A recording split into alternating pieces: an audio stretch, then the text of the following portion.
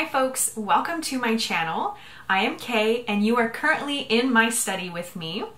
Today we are going to be wrapping up my year in books for 2021. I will also be letting you know how I'm planning on structuring my reading goals for the upcoming year, as well as showing you my TBR for January. Let's hop right into the video. Okay, so first let's do just a very quick 2021 wrap up on books and how many I read and kind of the genre that I was gravitating more towards before we hop into the 2022 content. So in 2021 I ended up reading 30 books, which is the most books that I've read in a year that I know of. So I've only really been counting for a couple of years, so I can't say for sure. I may have read more when I was a little bit younger in my teenage years when I spent a lot of time reading. However, of the years that I've been tracking, 30 books is the maximum that I've hit.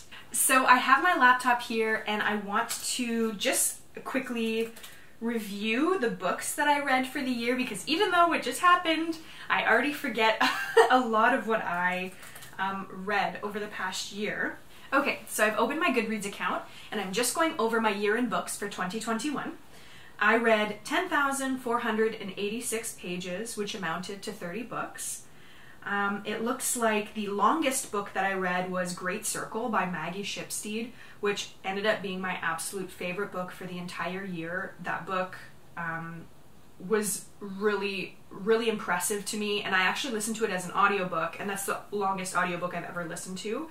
And it was incredibly narrated, obviously incredibly written, and the content was just something that I had never experienced before in a novel, and the storyline was just so captivating.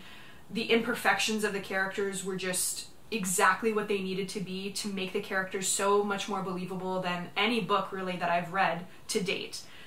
I thoroughly enjoyed it, and it's a book I want to actually pick up to have a physical copy of. However, it is very expensive.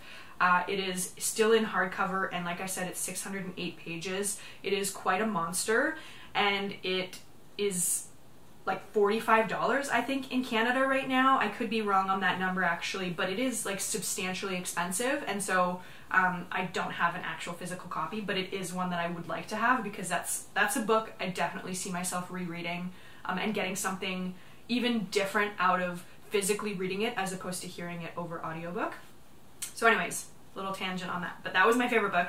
The shortest book that I read was called World of Wonders by Amy Nezhukumatatil. Amazing book as well, a compilation of short stories or short essays that Amy put together, essentially associating pieces of nature, parts of nature with the upbringing and the experiences that she had as a child, associating nature with those experiences, and really beautifully written as well. I think I may have given that one a 4 stars. So, really good book. Anyways, so my average rating for 2021 was 3.7 stars, which, if somebody could break this down for me, because you can, on Goodreads, you can only rate full stars. You can only do 1, 2, 3, 4, 5. I don't know how they get a 3.7 out of full star ratings. Wouldn't it only be decimal places of 5 or 0? Am I losing my mind? Anyways, 3.7. Yeah, there were several books that I thought were really incredible this past year. That is 2021 wrapped up. 30 books, over 10,000 pages. I don't really have much to kind of like compare to. This was like really the first solid year where I actually kept track and I actually challenged myself to finish. My goal was to finish 20 books and I finished 30. So obviously hitting that target, which is great. So then I decided going into 2022 that I would take the number of books that I read in 2021 and make that my new challenge for the new year. So this year I plan on reading 30 books, and I hope to hit the mark or go above it, obviously. And in saying that, I've decided to create a specific system in which I explore reading that many books, and I wanted to set myself this challenge and actually hold myself accountable to specific goals each month in order to achieve that number. And I kind of tossed and turned with this, and I'm sure some of you have maybe felt this way about reading. I read for pleasure. I nowhere in my career am I planning on, you know, reading books for my work. Obviously I do read articles and such, specifically. However, reading is an escape from my, you know, work life. And so I didn't want to make this challenge feel like work. I didn't want it to feel like something I had to do, because then I would just lose that connection to reading that is more escapism than anything else. So I didn't want to cross that line from pleasure to a must. However, I also still wanted to hold myself accountable to remind myself that I want to create time to enjoy the pastime of reading. And that challenge can be a good reminder of that too. So we're going to see how it goes, but I've set up a plan and I wanted to show you what the plan is, and then I'll show you what my January TBR is based on my plan. Okay, so I've pulled up my Notion tab on books in 2022. Let's go over it. So first thing you see when you open that page, first thing I have written is the reading challenge. My plan is to read 30 books, as I've mentioned. Next, I have a little section for recommendations. Here is where I just keep books that I've heard of that I'm interested in potentially getting. Maybe if somebody's recommended a book to me, or if I'm on Goodreads and something comes up. For example, I was looking at the awards for like the Goodread pick of the year for last year, and there are some really interesting ones in there that I think would be great for me to maybe think of picking up this year. So anyways, if I'm keeping essentially tabs on books that I think are interesting so that I can pull it up really easily when I'm in the bookstore in the library, because I don't know if this happens to you, but as soon as I get somewhere where I'm intending to look for a book, I blank on titles, I blank on authors, and so then I'm just kind of running around not really sure what I'm looking for and then getting really overwhelmed, which is not fun. Bookstores and libraries are meant to be fun and relaxing. So anyways, I'm keeping track of those here. You can see that I have some already listed here. I've also written just very general ideas of types of books that I'm interested in. For example, I don't have it there right now, but I had written down books on hygge, and had left that there as a reminder to myself that that's a topic that I'm interested in reading. Then you'll see underneath that I have a drop down for January specifically, and then I'll be adding each month subsequently underneath that as keeping tabs on it. So then when I click on the January tab, there are 3 sections. There's purchased, borrowed, and listened. This is the outline that I have for each month in 2022. My hope is to read 3 books per month. And when I say read, listened is also included in that. I know some people don't include audiobooks in their reading lists. However, I do include them in mine. So keep that in mind. So I've broken it down in 3 different sections because I'm trying to budget.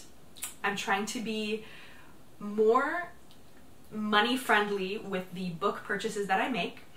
And books are expensive, and though I love them, they eat at my bank account and they fill my shelf. And so I'm trying to be more, I'm just trying to have a handle on that for this year. So my goal is to only allot money to purchase 1 book per month. So I'm only going to be buying 1 book per month, with the intention of reading it for that month. So I'm not going out to simply look at books and pick up interesting books off the shelf and then put them aside to read later. I'm trying to go out with the intention of picking up a book that I feel like reading for the upcoming month. So that is the purchase section. And the idea also behind the purchase section is really investing in books that I know almost certainly that I will enjoy. So these are often going to be books that have really great reviews, that I've heard amazing things from a lot of people, and that are works of mostly it's going to be works of fiction, because those are the main kinds of books that I really enjoy investing in. So yeah, so my focus then is to go to the bookstore and actually purchase something that I have a strong feeling that I will actually really enjoy, and that will be a piece of literature that I want to keep and maybe reread in the future, or at least keep and be able to really get from it. So yeah, so that's the purchase section. Next I have the borrowed section, and these are the books that I pick up from the library. Now ideally, once a month I'm going to the library and borrowing one book. This time around in January I did two, but we'll get to that in a moment. So the focus here is actually going into the library and looking at the stacks of books.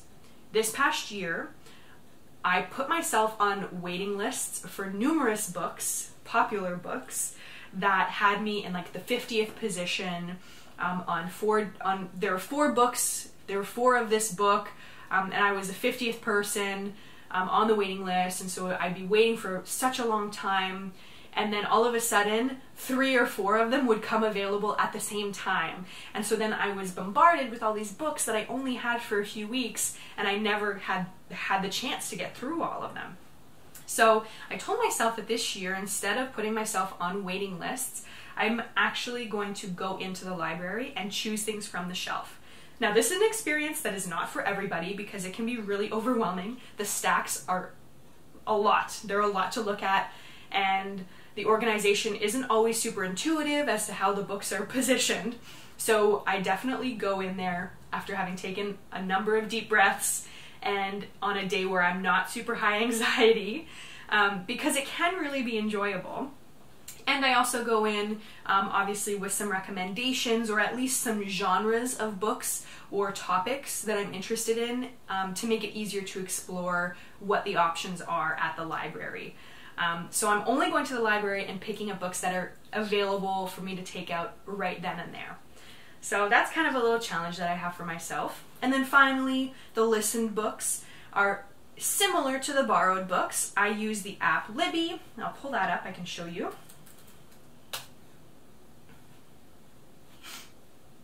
So this is Libby. Let's see what I have going on right now. So right now, I have 2 books that are out, and I only use Libby for audiobooks. So right now I'm listening to Legacy by Nora Roberts, which I'll talk a little bit more about in a minute. And I also have Great Circle by Maggie Shipstead. I'm listening to the last part of it again because I loved it so much. Anyways, all this to say, my listened books happen through Libby, and I am also only choosing books that are available to listen to at that very moment. So I go to the homepage and I just browse what is available now, which is this tab here, and I go specifically to audiobooks. And then I scroll through. So look, actually, Where the Crawdads Sing, which is a book that I have read, is available to borrow right now. So you can actually get really lucky with some up and coming or current reads, some popular reads, and them being available right now to read. So yeah, so then I go through, and I'll go through every once in a while and just tag some that I'm interested in borrowing in the future, just so that they're at least on a list for me to remember that maybe I'm interested in reading that. And then when at the end of each month, when I'm preparing for the upcoming month, then I can go through that list and just see if there's anything on that list that's available for me to read. So yeah, there's some really good ones right now. Little Fires Everywhere is available. Yeah, that's really cool. And often classics are available to listen to because not many people listen to them as audiobooks, I guess. I tried to listen to Dracula by Bram Stoker on audiobook, and it was okay, but I couldn't get through it. So anyways, just whatever. Just a little anecdote for you.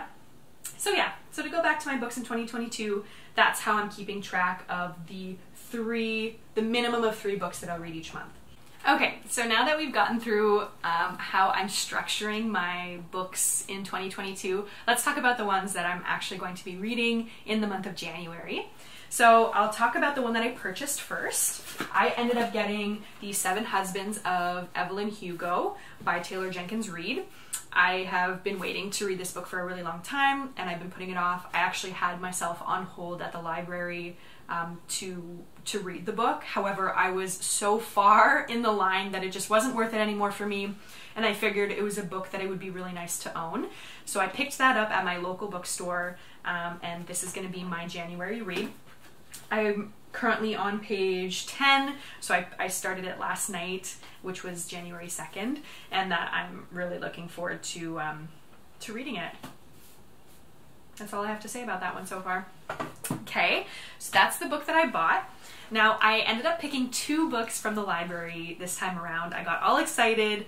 I was walking out of the aisle holding one book, and then I saw another one and I thought, oh, I have to get this one too because it's so fitting for what I need to read right now in this moment. So the first book that I got is called Pants Drunk: The Finnish Path to Relaxation.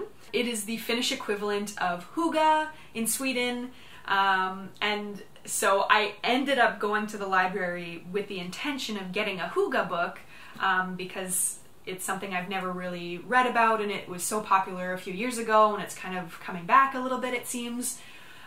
So I was looking at the section for hygge, and I came across this, and when I read the word pants drunk, I just thought, oh my god, I must pick this book up. So I'm about halfway through. I think I'm at like 49%. The essence of Pants Drunk, or kasarikeini, is how you would say it in Finnish. I may not have put the intonations properly, so don't quote me. It's essentially drinking at home alone in your underwear.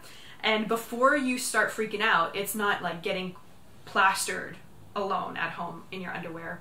It's simply letting go of your inhibitions, having some sips of wine, relaxing, and just floating into a world of Netflix or of knitting or reading a book or doing a puzzle, just like zoning out from the outside world and just enjoying your own company in your own home.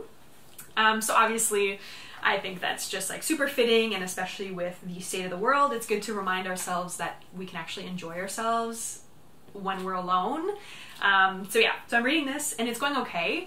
I'll do a full review at another point, but there's only so much you can say about it. That's all I'm going to say for now. So that's that. Oh, and I didn't even mention the author is Miska Rantanen. Mishka, it might be Mishka Rantanen. The second book that I ended up getting from the library is called Do Nothing: How to Break Away from Overworking, Overdoing, and Underliving by Celeste Headley. Looks like this. There's a beautiful little slothy baby on it. And this is a book that I think just kind of spoke to me as soon as I saw it. I've been struggling a lot with relaxing, specifically over this winter break. I ended school on maybe the 15th of December, I think. So I've had the last few weeks off, and I'm going back to school on the 5th of January. And I've struggled up until this very point to just settle and to relax and to not feel guilty about sitting on the couch and watching TV.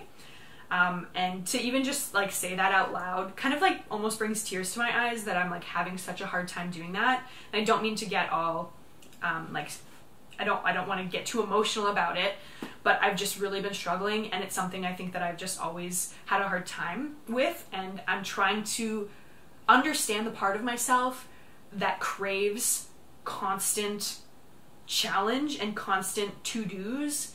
I'm trying to understand that part of myself so that hopefully I can like acknowledge it, but then let it go in certain regards, appreciate it when I need it, but then like let it go when I don't, specifically over winter break when I should just be relaxed. And I just really struggled with it over the winter break, and then I'm going right back to school, and it just hasn't felt like I've gotten a break. So I'm hoping this book can maybe shed some light on it. And it's already really good. She mentioned a TED Talk in the book, and so I watched that TED Talk yesterday. I just love picking up books that provide other kinds of resources as well. Specifically self-help books are really great that way. It sounds like it's just going to be, historically why as a society we've all of a sudden become this like overworked, like never-ending cycle of trying to beat time and fit as much into each minute, into each hour, into each day, and how it's not fulfilling, and why it's making us unhappy. And so it sounds like it's like a historical account as well as kind of like a biological account. It sounds like there's like maybe some like paleontology involved. I don't know. I think that's what the back of the book says. Yeah, pulling together threads from history, neuroscience, social science, and even paleontology. So anyways, I just like when there's, some solid scientific information from a variety of different fields coming together to hopefully better explain a phenomena that I am deeply rooted in. So yeah, that's the other one. And then finally, the book that I'm listening to this month, I actually started in December, so it's not officially a full-on January reads, but I thought, you know what, whatever, it's okay. I'm listening to Legacy by Nora Roberts. This is one of her more recent books. I think it actually maybe came out in 2021. I could be wrong on that, but I'm listening to it. Nora Roberts is my go-to author typically if I'm in a reading slump, and I found through December I just needed something super like lightweight essentially to read or to listen to, and so I ended up choosing that one. And it's 15 hours, approximately 15 hours of, like, the audiobook is 15 hours, and I'm 75 or 80% through at the moment. Again, not much to say about it at this point other than, like, it's what I expected from a Nora Roberts book. And that's not a bad thing. It is what it is. Like, that's what I was going in for. I am really looking forward to this year, all the books that I'm going to be reading, all the content that can come from that. I'm really looking forward to really just diving into this new year, feeling confident with with the love that I have for reading and appreciating it more. And devoting time to it, and really just understanding my schedule, you know, maybe even more so after I finish reading this book, but just continuing to teach myself and remind myself that I don't need to do something to check it off a list. Doing it to do it is enough. There doesn't need to be any more qualifications than that. There doesn't need to be any more reasoning behind why I'm doing something. I'm simply reading to read. Reading to read, and that, you know, hopefully that'll I'll continue to embody that throughout the year. Thank you so much for tuning into my first video. I look forward to having you all back in my study again soon.